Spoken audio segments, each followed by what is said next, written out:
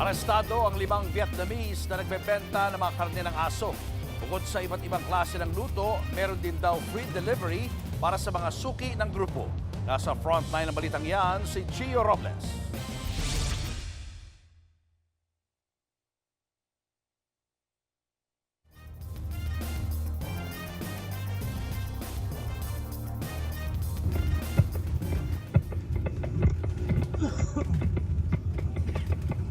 Nakaabang na sa meet-up location sa Pasay ang asset ng NBI sa rider na magdadala ng in-order nitong karne ng aso. Ilang saglit pa, dumating na ang rider at inabot ng asset ang mark money na 13,000 pesos. Dito na gumalaw ang mga operatiba na agad pinalibutan ang target. Hindi na nakapalagpa ang rider na napag-alamang Vietnamese national.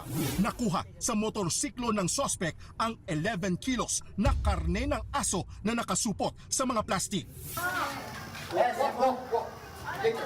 Sa hiwalay na operasyon ng NBI, natunton ang source ng mga karne ng aso sa Pasong Tirad Market sa Barangay Tejero sa Makati. Dito, naaresto ang 4 na iba pang kasamahan ng rider na pawang mga Vietnamese din. Napahilamos na sa kaba ang mag-asawang dayuhan para mahimasmasan. Todo tanggi naman sa paratang ang isa sa mga Vietnamese.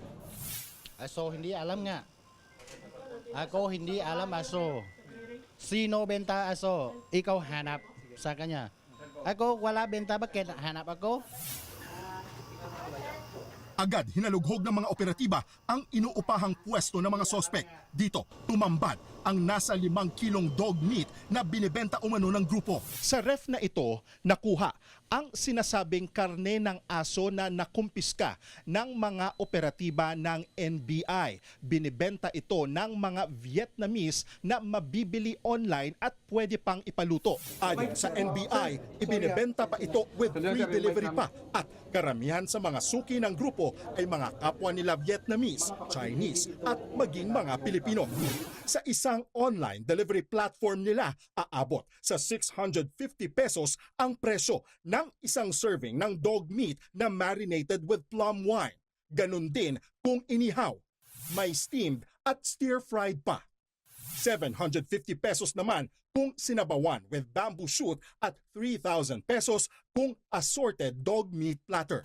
Alam niyo, sa Vietnam, kasi culture nila allow dyan eh. We will not allow na yung mga batas natin dito sa bansa natin will be violated by foreigners. Ano?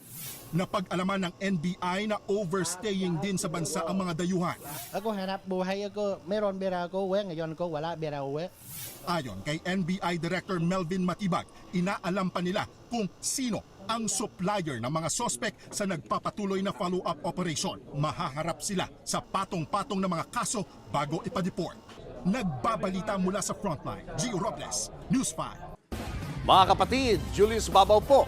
Para sa komprehensibo at makabuluhang balitaan at talakayan, mag-follow at mag-subscribe na sa social media pages ng News 5.